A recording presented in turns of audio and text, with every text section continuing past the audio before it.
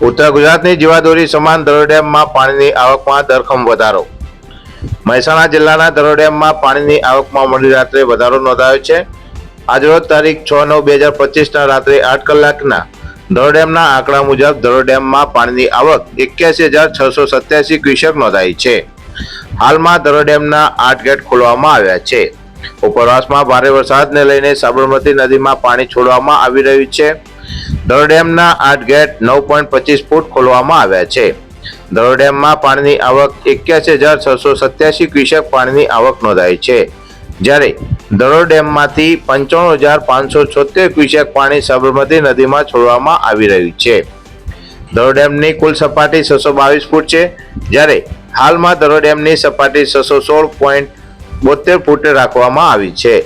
ધરોઈ ડેમમાં પાણીનો જથ્થો 80.30% નોંધાયો છે। સાબરમતી નદી હાલમાં 2 કાંઠે વહેતી થઈ છે। સાબરમતી નદી વિસ્તારના ગામોને એલર્ટ કરાયા છે। નદીમાં નાહવા કે જોવા ન જવા રાષ્ટ્ર વિચાર ગુજરાતી ન્યૂઝ દ્વારા અપીલ કરવામાં આવી રહી છે।